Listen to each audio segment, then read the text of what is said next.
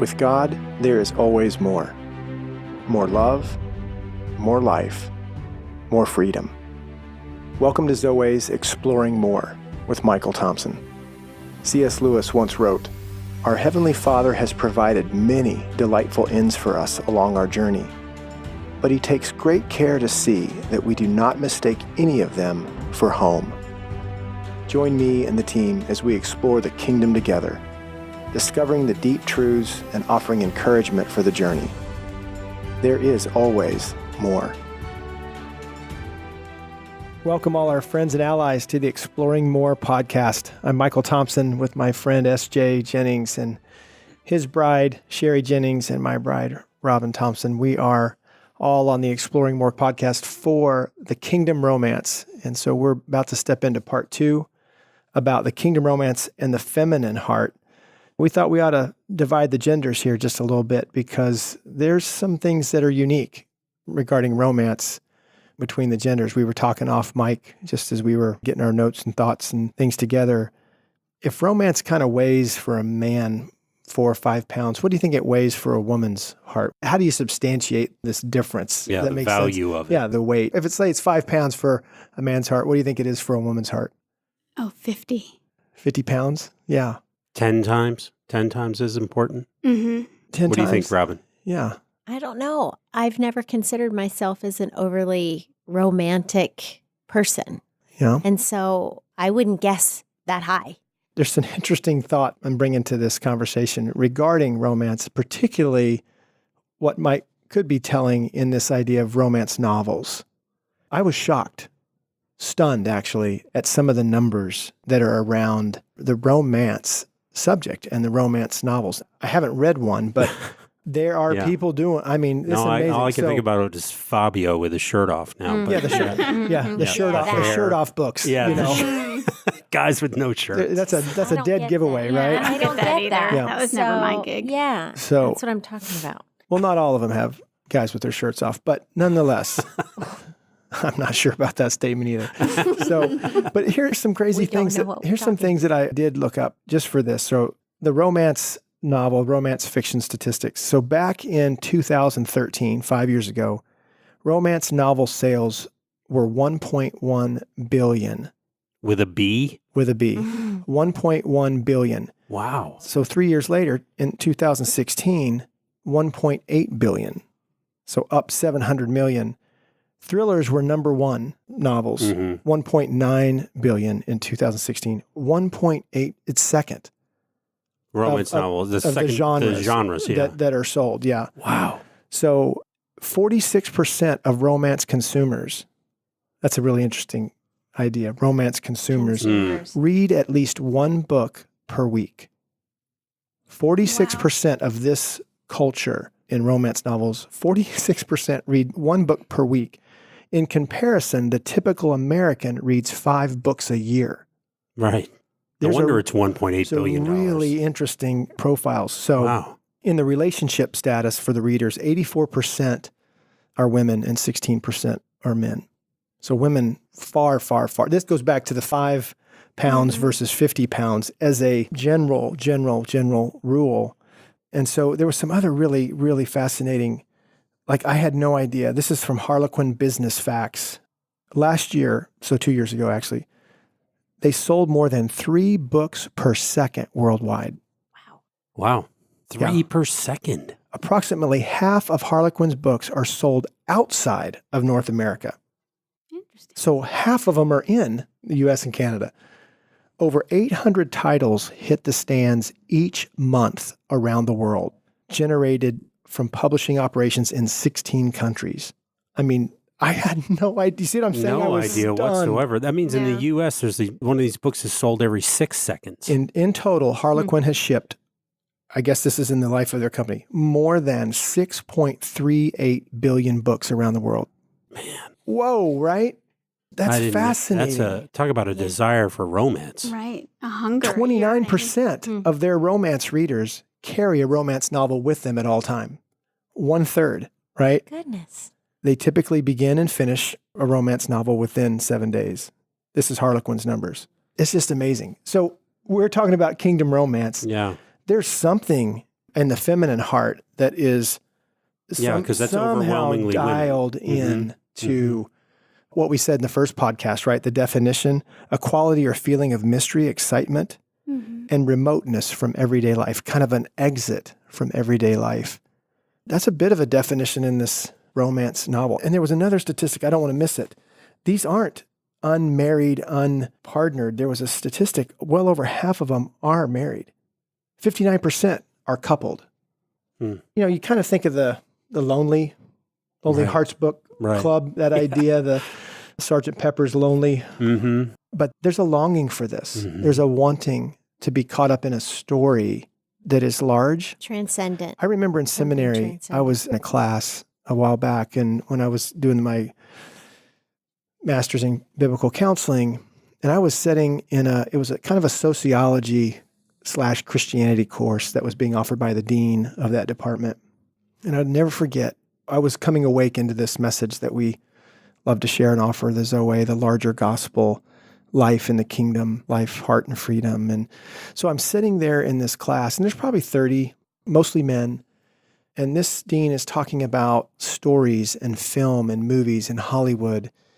He said this, it's amazing to me how many people waste their time and escape into those places of film and story and Hollywood.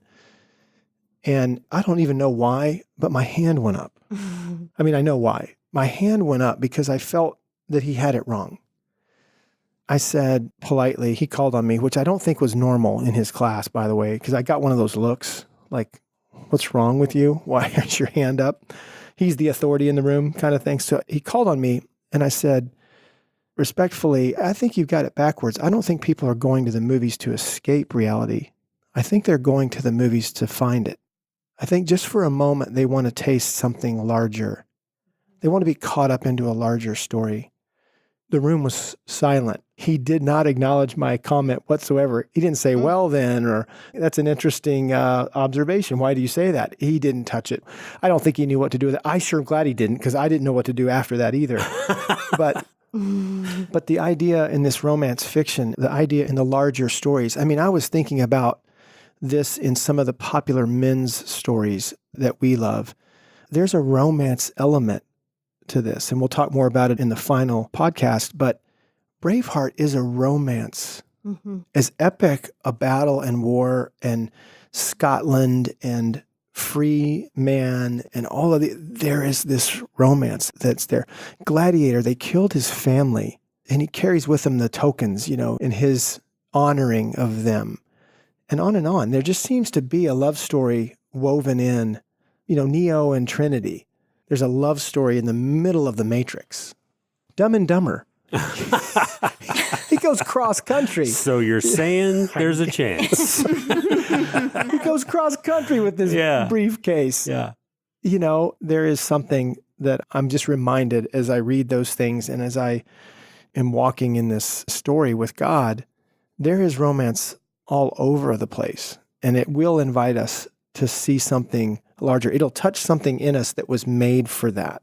Yeah. And whatever these readers are doing, my point is if we think they're escaping or it's silly, I think we're misinterpreting what's really going on. That's an excellent point. Yeah, I think they're hungry and thirsty and don't know where to go other than that. And that gives them a little, it's almost like salt water that they're drinking. Yeah. Eventually it's going to kill It them. quenches for a That's a minute, but great then it makes point. you thirsty and thirsty for more and it That's- Yeah. It'll kill you. But the point being, they are looking for something. Yeah. Love, romance, intimacy. It's what we're made for. We talk about it at our weekends, at our conferences. We're made for intimacy, oneness, and connectedness with God.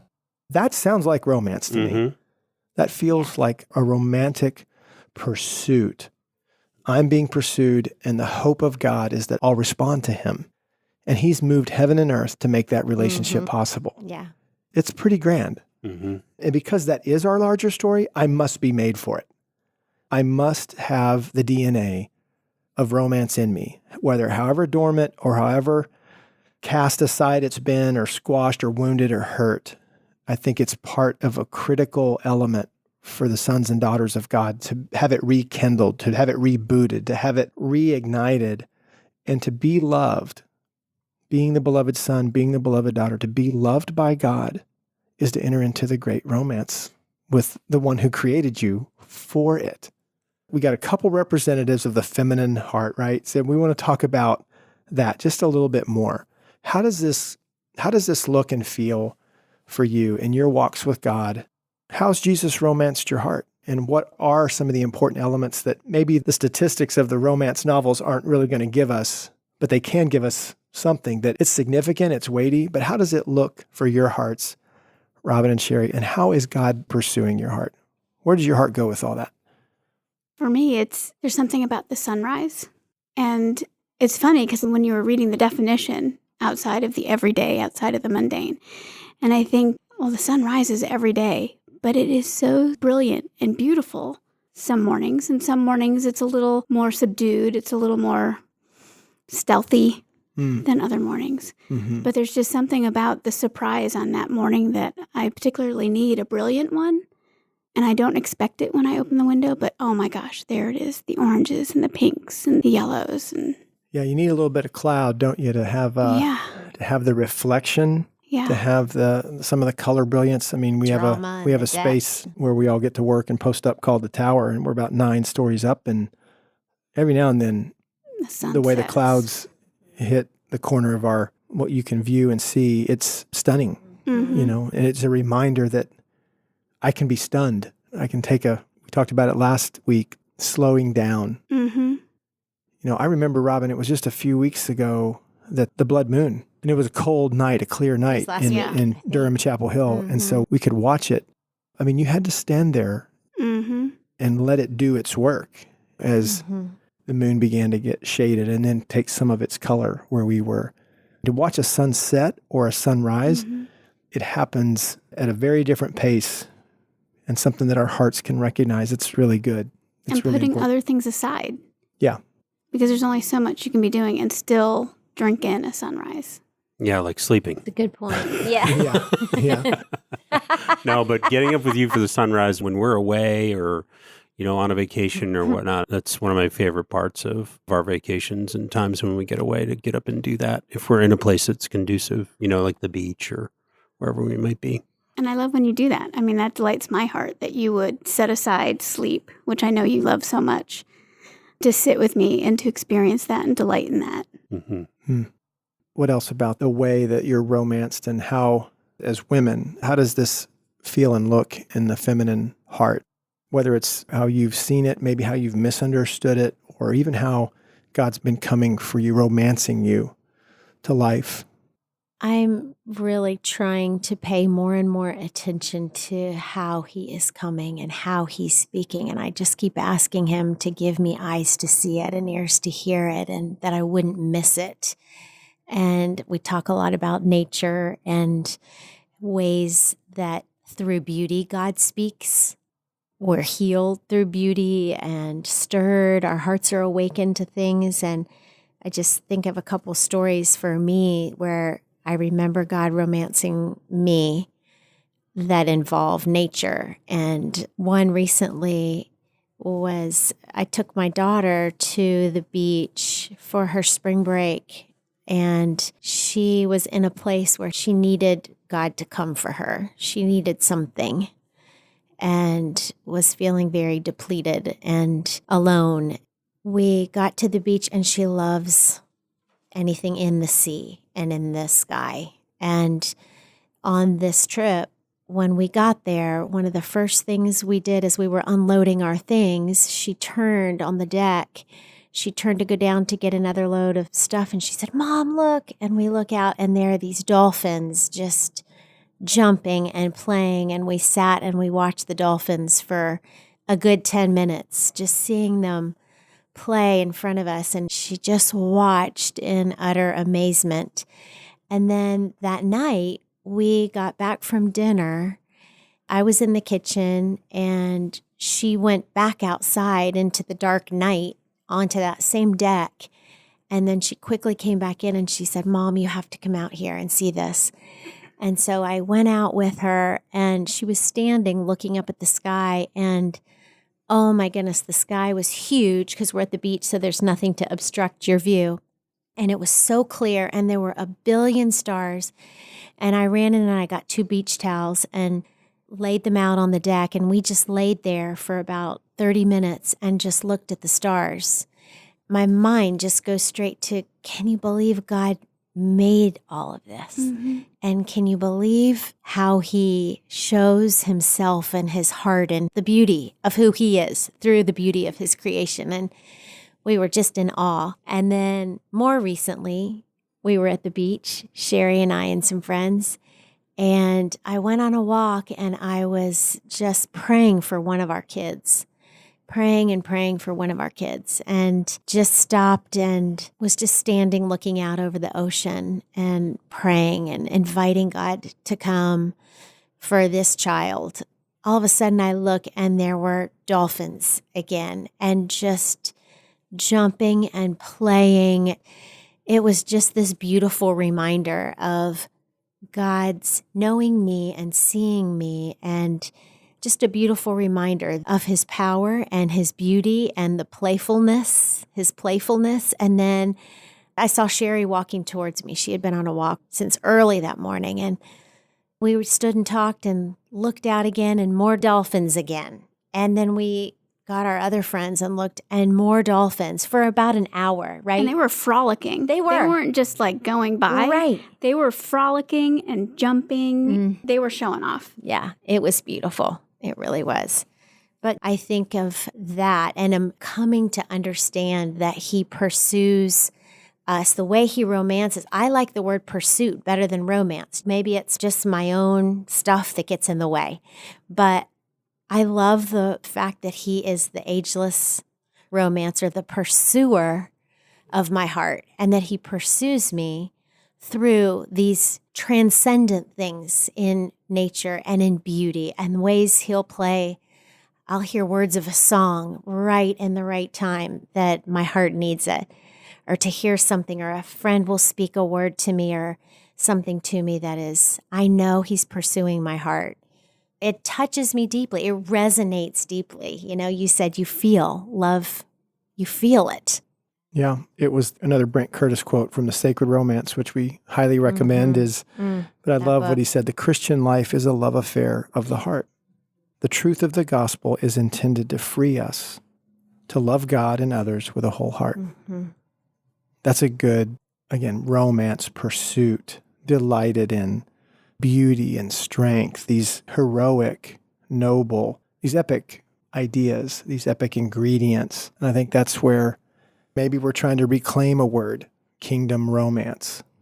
You know, the adjective being kingdom, the kind of romance that we're trying to pull away from the world, who's taken it in a one direction, and bring it back to where it originated from, where it really began. That quote about the laughter of the Trinity, We were created out of the laughter of the Trinity, and it was their delight to create us in their image for a great romance, for intimacy, oneness, and connectedness. And so, yeah, to talk about this in the feminine heart, to talk about it just a little bit more from that vantage point is what we want to give time and attention to after we come right back from this break. We'll be right back with more of the kingdom romance in the feminine heart in just a minute. Hey, Exploring More podcast listeners, I just wanted to bring your attention to our annual conference called the Heart of a Warrior Encounter. It's our weekend conference initiative designed to take a man into his deep heart and intimate encounters with God. Time away with God is critical to healing, training, becoming more. And our main themes align with material found in John Eldridge's books, Robert Lewis's Men's Fraternity, Neil Anderson's Victory Over the Darkness, and the teachings of C.S. Lewis, Dallas Willard, A.W. Tozer, and other great faculty members of our hearts. All created to take a man further up and further in to the life that God offers. During the weekend, we have 3 main objectives: help a man get his heart back, teach him how to fight, and show him where the battles are. To see Christ come for a man's heart and what God is up to in validating a man, initiating him, and calling him into the larger story is truly a glorious thing. It is a fierce journey for every man, but one that desperately needs to be taken. I want to encourage you to join the squadrons of men who are hungry and thirsty for more. The kingdom needs more men who know what it is to walk deeply with God. Come with us and be one of the men who is seeking and finding more. Visit www.zoe.org/events for more information about the Heart of a Warrior encounter. The dates are March 21st through March 24th, Thursday to Sunday, 2019, and we hope you'll join us. Hope we will see you there. Welcome back, friends and allies, to our Exploring More podcast, where we are looking at kingdom romance and the feminine heart. SJ and I are here with our wives, Sherry and Robin, and we're kind of locked into romance. We're getting a lot of definition, and it's expanding each minute that we try to add color and flavor and identity to what do we mean when we look at this idea of kingdom romance. One of the things I want to bring from the first half of this forward and move us into the second half of this particular session is there's something in us that is made for this. We might say it this way: we desire romance or pursuit, being pursued, being known, being wanted, being loved. But it's being loved in a pursuing way.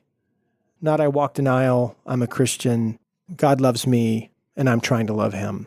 This is a very different kind of Christianity when you drop romance into this relationship.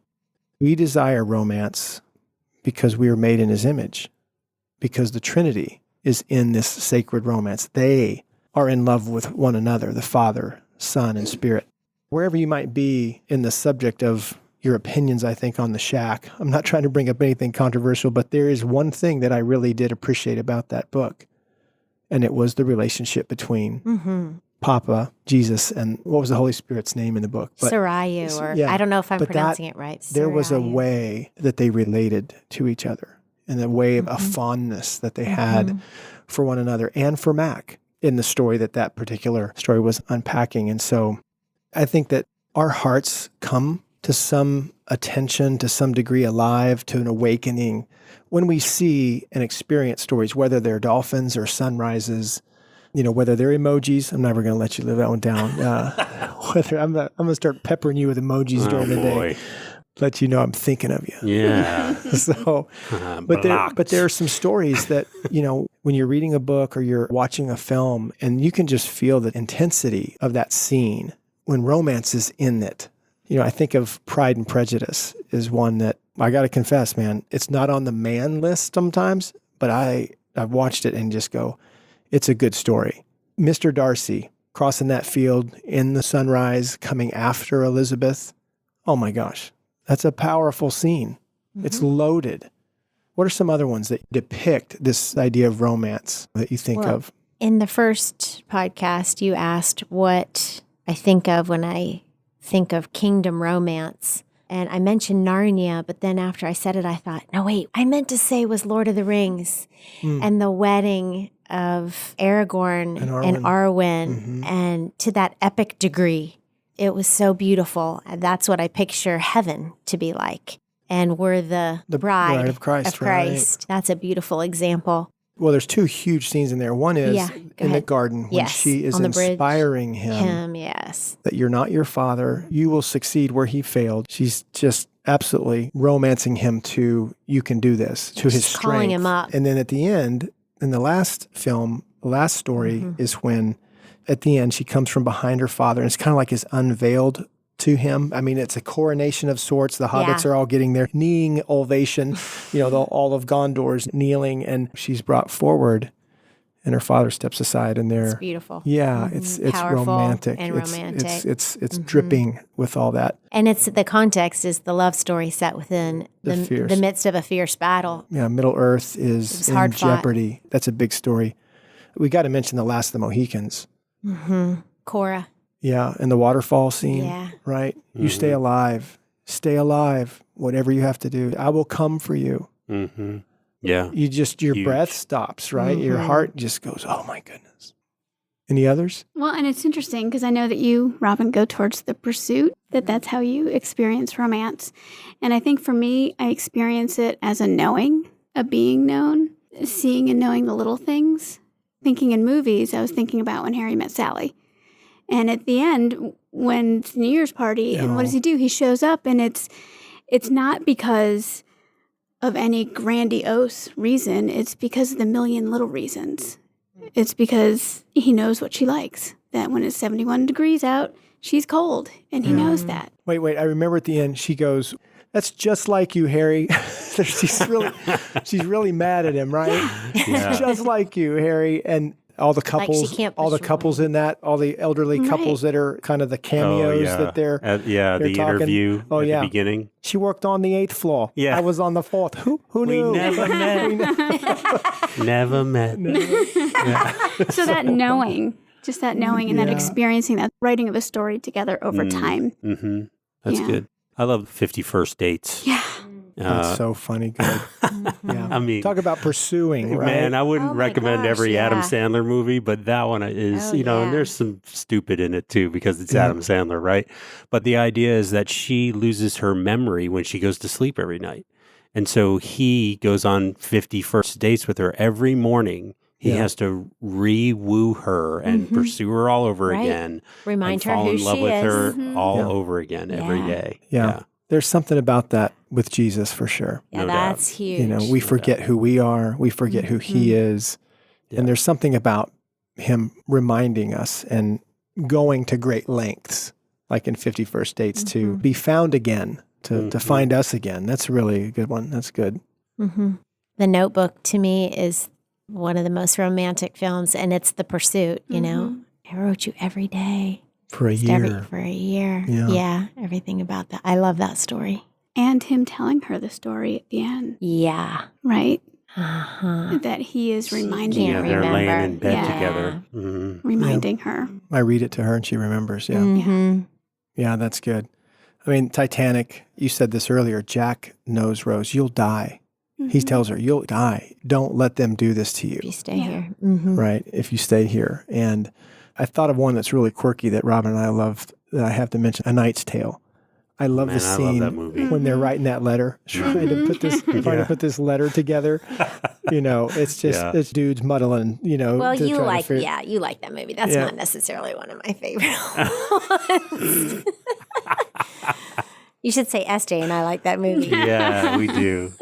Bromance? No, wait a second. No, bromance is another podcast we can talk about. That's right. We'll get there. Well, and even that one that we watched recently, About Time, part of the story is the men in the Love family that. can go back in time. And he intentionally went back to woo her, to make sure that they would meet and that she would fall in love with him. Mm-hmm. It's one of my top And then, favorites. yeah, and then the realization, living each day as if you went back to relive it. The seeing noticing the all small day. things. Seeing, like we talked about in the last podcast, the little things like French toast. Mm-hmm. That was for you. That was from God. That was a little thing. And if you're too hurried, you miss those things. Yeah, exactly. That's why, one of the ways that Scott romances my heart, and I don't even know if he really knows that he does that, but opening car doors.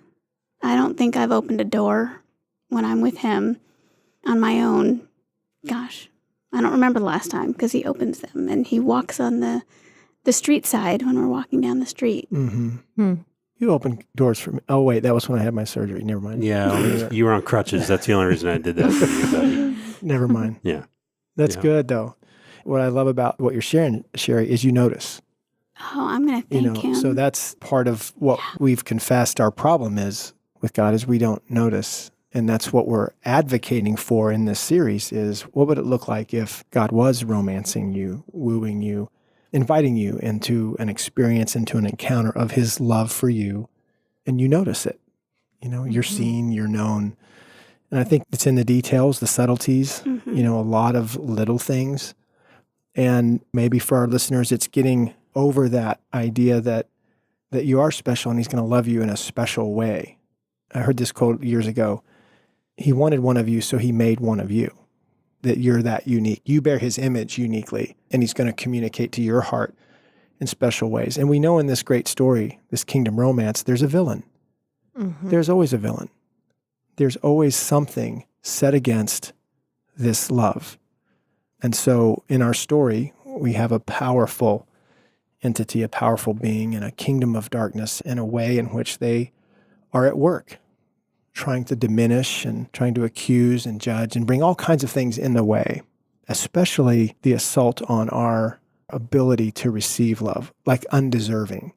And you might even hear that from time to time in the Christian community, that you're undeserving. You don't deserve it. You don't deserve God's love because of your sin. I'm not sure it's the primary conversation to be had, that deserving or not deserving is the conversation. I think that, for us, the real conversation is He wants you. He moved heaven and earth. Deserving isn't really the topic. The topic is He's already decided you are deserving. You are worth ransoming. You are worth redeeming. You are worth restoring. So if you're living under that, that may be a great step out of the shadows of an oppressive kind of message that the enemy wants to land thickly. You don't deserve it. You're not worthy. And I'm not saying we don't have our sin. I'm not saying that at all. I'm saying in spite of our sin, Christ died for us. In spite of the messes that we've made, He still wants us. And that is a very, very liberating message, and one that invites us into more and more romance. Yeah, and it makes me think of Ephesians 1:4. Long before He laid the foundations of the world in place, He had us in mind. Yeah.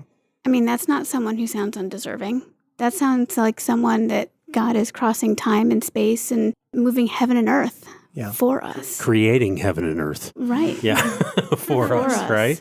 Yeah. Yeah. That's good. To have us, find our home in Him. Yeah. So this has been a great conversation. We've got more to talk about as we step back into the other gender in the next podcast. We're going to look at the masculine heart and the kingdom romance next week. And so thank you, listeners, for taking the time to explore more with us at the Exploring More podcast. And if you have any questions and any concerns, any ways that we can help, you can reach us at Exploring More. Zoe, how's it go? Exploring more at zoe.org. Thank you. Yeah. Exploring more at zoe.org. So until next time, remember that you were made for more. We'll see you next week. We hope you have enjoyed this episode of Exploring More. The landing page for this podcast is zoe.org/podcast. That's ZOWEH.org/podcast, where you can find the show notes and various platforms to which we broadcast.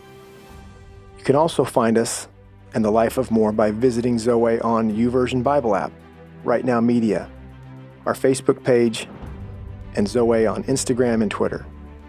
Remember, with God there is always more, and you were made for more.